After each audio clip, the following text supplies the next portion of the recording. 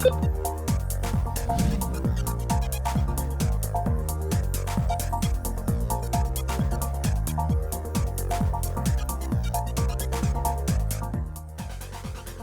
now, from the CFTK-TV studios, this is Open Connection with your host, Robert Pictou. Welcome to Open Connection. I'm your host, Robert Pictou. In 1986, NDP MP Lynn McDonald succeeded in getting her private member's bill, Non-Smokers Health Act, passed. Known as Bill C-204, this restricted smoking in federally regulated workplaces and on airplanes, trains, and ships. The bill passed in free vote in the House of Commons, despite being voted against by all members of the federal cabinet, including the Minister of Health. On today's Open Connection, NDP MP Taylor Bachrach shares about his private member's bill. Every member of Parliament has an opportunity as a private member to bring forward legislation that they think is in the best interest of the country and would be a positive step forward. And I've taken that opportunity to bring forward a private member's bill relating specifically to Haida Gwaii. And there's a bit of a backstory to it. Folks on Haida Gwaii will know a lot of the history. But at one point, everyone on Haida Gwaii qualified for something called the Northern Residence Deduction.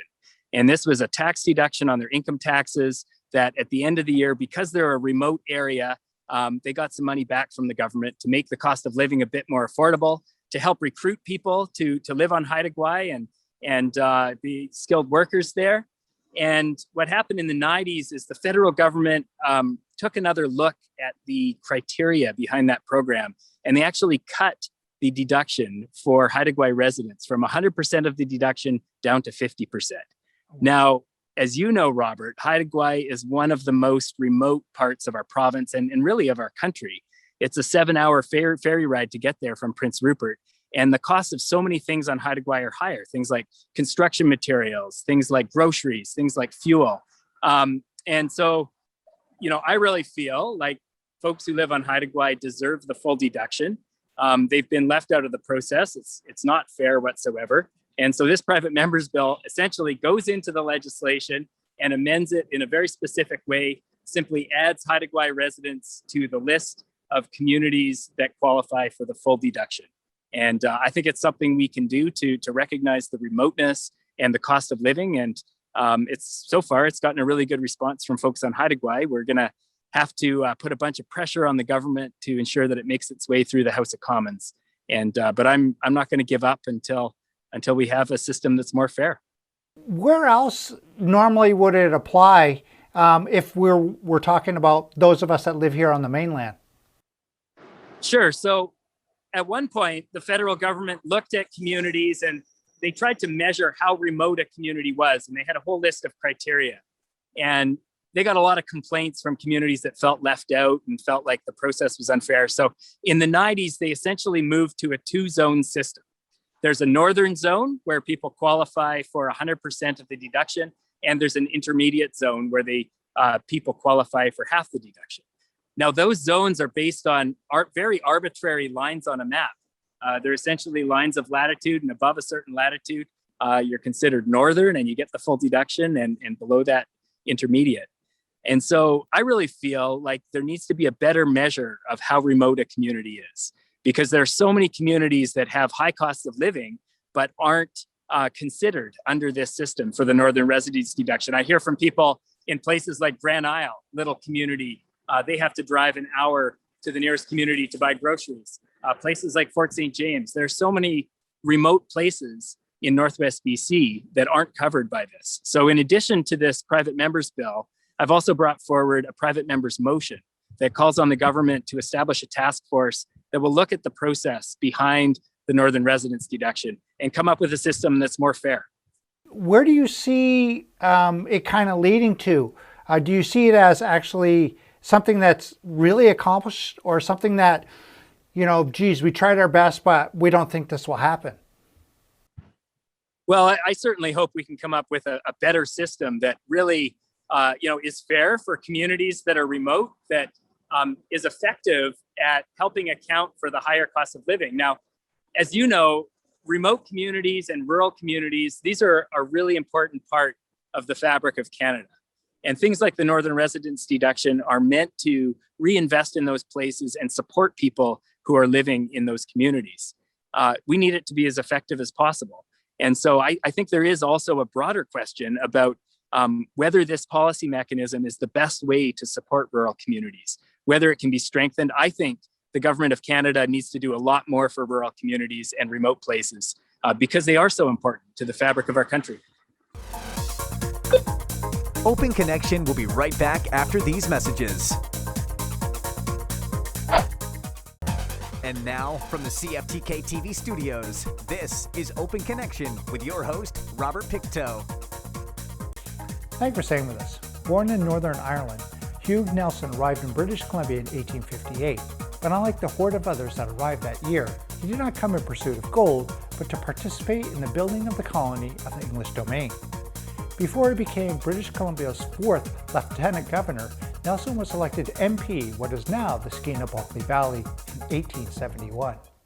Let us return to the conversation as MP Bachrach shares how his private member's bill will help small communities. 300,000 square kilometers is the area of the Skeena-Bulkley Valley, the federal riding. And there are so many small communities, isolated communities, remote communities, and those are really important places. And the people who live there, deserve to be recognized and supported when the essentials of life can cost so much more for those folks. So the Northern Residence Deduction was meant as a policy tool to achieve that. But what we found is that it's not working properly. When a place like Haida Gwaii, which everyone knows is one of the hardest places to get to, it's got some of the highest costs of living. When a place like that doesn't receive the full deduction, you know that something's wrong. So I've heard from so many mayors and residents of Haida Gwaii, this is a big issue. It goes back over a decade. I know Nathan Cullen, my predecessor, did a lot of work on it. People have been pushing the minister and pushing the government on this for years and years. And so in many ways, I feel a responsibility to carry on that legacy until we eventually succeed and get some changes. One thing that's on a lot of people's minds in the Northwest these days, Robert, is rail safety. What we've seen over the past number of years is a real increase in rail traffic through our region. Anyone living in a town like Houston or Burns Lake or Smithers or Terrace can tell you that the number of trains has really increased. What's also increased is the volume of dangerous goods that are being hauled through our rail corridor. And, I think pretty much everybody living in these communities wants to feel secure in knowing that there's a system in place to ensure the safety of communities, to make sure that people who work on the trains come home to their families safe at the end of their shifts, and to make sure that we don't see the kind of disaster that happened in Lac-Mégantic in Quebec, where they had a major industrial fire and lost a big part of their community. So this is something that mayors and local governments have been speaking out about for a number of years. And it's something that right now is especially important because we just got a report from Canada's Auditor General that shows that Transport Canada's system for regulating rail safety has some big loopholes in it. And it's not actually achieving what it needs to achieve. And that 8 years after the first audit, the government still hasn't implemented all of the recommendations, which were aimed at preventing a Lac-Mégantic style disaster from happening. So that's really concerning. And I've been pushing at the Transport Committee, pushing the new Minister of Transport to act swiftly and bring in proper regulations that are going to protect places like Smithers, where I am now, and all of the communities up and down our corridor here in Northwest BC. You brought up an interesting thought, and is that we really don't know what is in our backyards, let alone what is in these rail yards. Has there been a study on actually what is transported through the communities, and do they have to notify these communities of dangerous goods that's going through? So that has been one of the big questions that volunteer fire departments have been asking and that local governments have been asking. And we know from CN, roughly what the makeup of dangerous goods is that travels through our community. And I believe there have been some improvements that help first responders understand what's on a train that's involved in an accident. But the bigger question is, why do we keep seeing so many derailments? And, what is the response plan if a major disaster were to occur? Do we have the resources in place? Do we have the firefighting equipment? How long is it going to take to respond to communities that might have to evacuate a significant radius around a dangerous goods incident? Those are the kind of questions I hear from fire chiefs and from mayors. And it's a really important question because, we've seen derailments of things like coal and wood pellets, but someday one of these more hazardous materials is going to be involved in an accident. And we want to make sure that not only are the safety regulations in place to prevent that from happening, but that, in the event that it does occur, we have an effective response plan that protects people's safety. If there was an unfortunate accident like that happened in Quebec, would we know what actually is burning? And would an explosion like that actually take out the Smithers Town Hall? So those are really important questions, Robert. And, I do believe that we would know what's in the material that's involved in the accident. There are systems in place for that, but we don't want to get to that point. What we want to do is we want to create a system of regulations that prevents that kind of thing from ever happening. And, we had a report last October from the Environment Commissioner and a report just a couple of weeks ago from the Auditor General that really call into question whether Canada's regulations are up to that task. So, the Environment Commissioner, he said to the media that the window for a lac mégantic type of disaster is still very much open. The Auditor General said that there's a big loophole in the way that Transport Canada regulates the rail companies. Those two things should be of great concern to a lot of people. And that's what I'm working harder than ever right now to get to the bottom of and to push for change that's going to leave communities in a safer place. Open Connection will be right back after these messages. And now, from the CFTK-TV studios, this is Open Connection with your host, Robert Pictou. Welcome back to Open Connection. The virus that causes COVID-19 spreads in several ways, including through droplets when a person coughs or sneezes, or from touching a contaminated surface before touching the face. The risk of person-to-person transmission is increased the closer you come to other people, the amount of time you spend near them, and the number of people you come near. Let us return to the conversation as MP Bachrach reacts to BC's latest restrictions. With the vaccine arriving in Northwest communities, there's a lot of hope, a lot of optimism. I've seen, just looking at my Facebook feed and seeing smiling faces of people in remote communities and across the Northwest going in and getting their shots. People feel like there's a light at the end of the tunnel. But the reality is that the cases in BC have been heading in the wrong direction. And, the last few weeks, we've seen a pretty alarming increase in COVID-19 cases and hospitalizations. And so yesterday, of course, as you know, the BC government came out with a new set of restrictions. I think that's hard news for a lot of people because they had hoped that we were on the path to recovery, that things were going to get better and better as spring progressed. But we got to buckle down. We got to do it.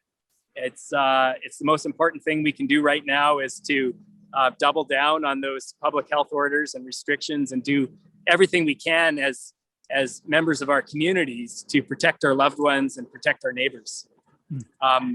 It's especially hard, I know, for restaurants. The provincial government has ordered all in-house dining to close down for 3 weeks. I know for a lot of restaurants, they were just getting back on their feet from a really tough year. And as you know, Robert, being in the restaurant industry is tough for folks at the best of times. In pandemic times, it's twice, if not 3 times as difficult. And so what I've been encouraging people is that, if you have a favorite restaurant that offers takeout, maybe, if you can afford it, spend a little bit more on treating your family, treating your friends, supporting restaurants in your community as much as you can, because they're going to need it for the next 3 weeks more than ever. And, it would really be sad to lose these businesses from the fabric of our communities. In Prince Rupert, they did something kind of unique where it was decided to immunize the entire community. Do you feel that's kind of a good step forward for the NDP government to do here in the Northwest? I do. I think what happened in Prince Rupert was really positive. I've heard from a lot of people that feel like it was effective. I understand they got 85% of their population vaccinated, which to me seems like a really positive number. And I know that they're approaching other small communities in the Northwest in a similar way. Obviously, when you have a smaller community, I think doing age group by age group is probably less efficient because there are fewer people in each one. So once you've mobilized the effort to vaccinate, you might as well do the whole community.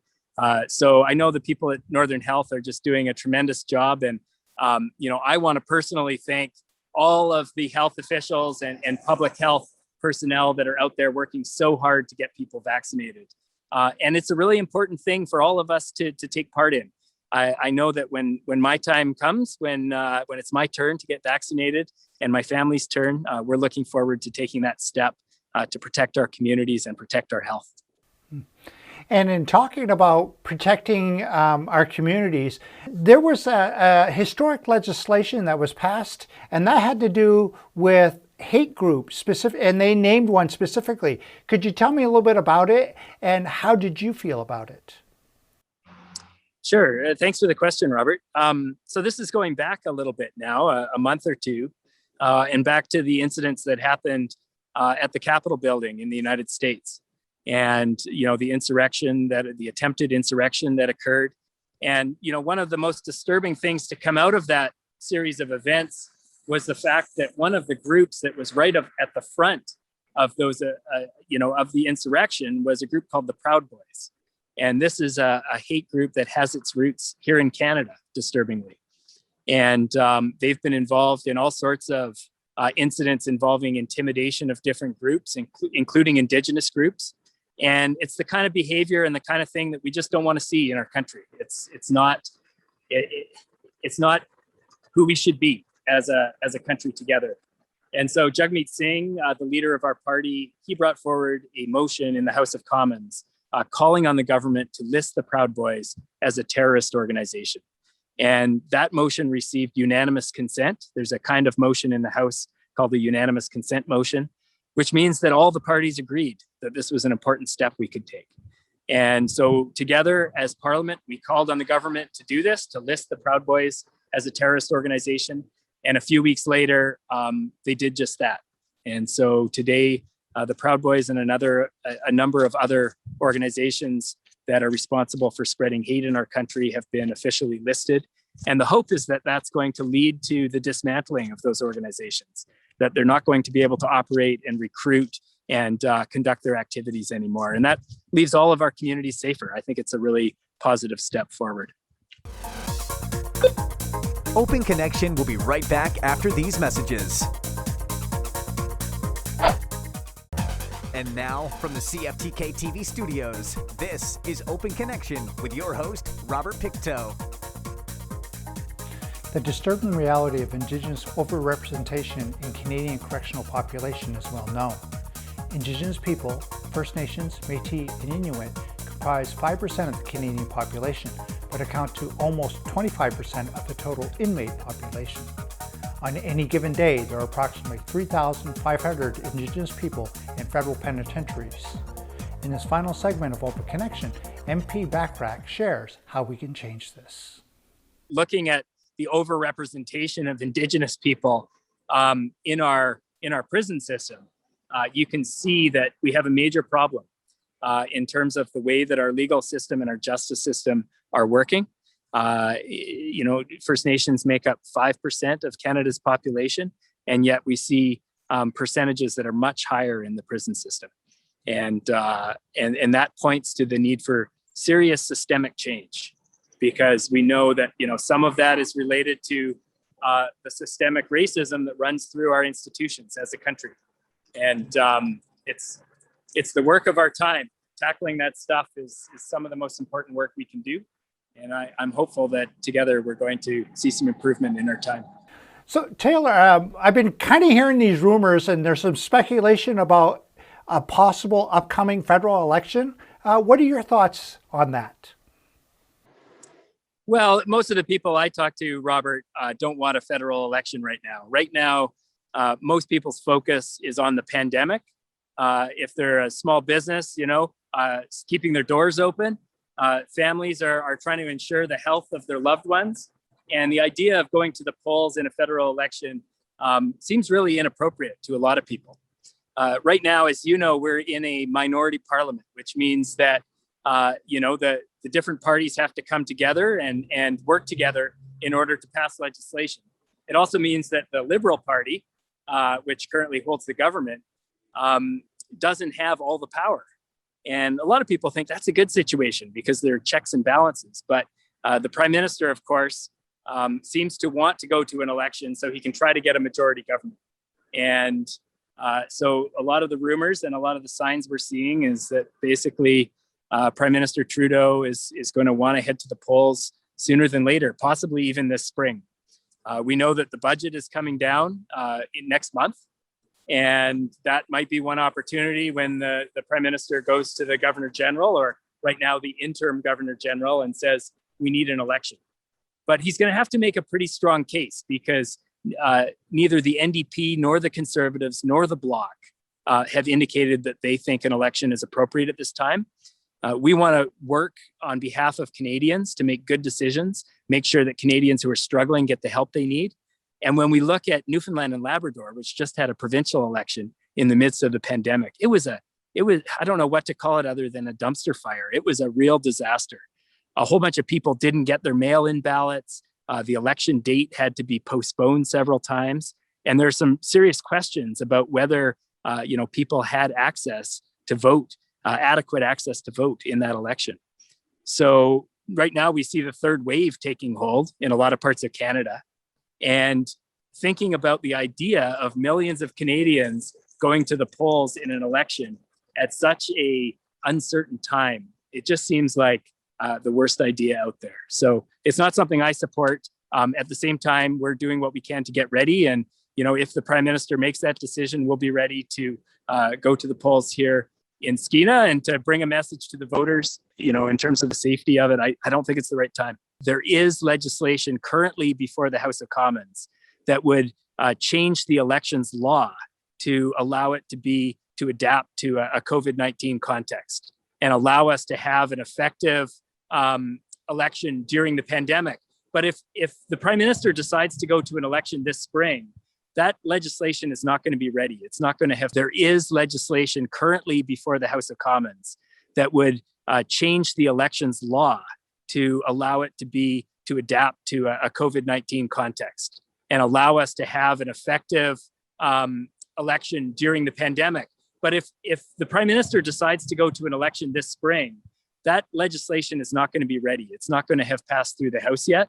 And that means we'll be essentially running a pandemic election under the old rules, which really aren't suited for ensuring that every Canadian is able to exercise their right to vote, exercise that franchise and pick the next government. So it's something I think people should be concerned about. And, eventually we're going to have a chance to go to the polls and people can make their choices known.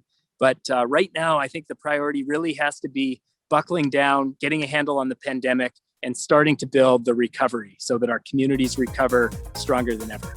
Thank you for joining us for this episode of Open Connection. The greatest distance in the existence of man is not from here to there, but the connection from his mind to his heart. If we can conquer that distance, we can soar like an eagle and realize our immensity within. I'm Robert Pictou.